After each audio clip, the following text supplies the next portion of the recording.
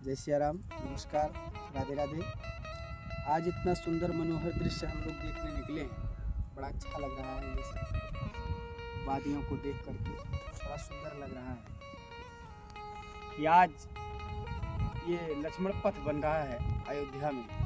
बड़ा सुंदर, बड़ा अच्छा, कितना अच्छा लगेगा ये बन जाएगा तो बड़ा सुंदर लगेगा यहाँ के दृश्य।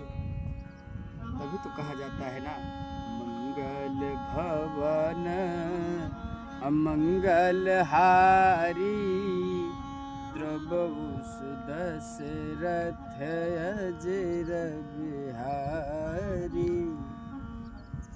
जेहि विधि होई नाथ हित मोरा, करऊ सुबेगी दास मैं तोरा।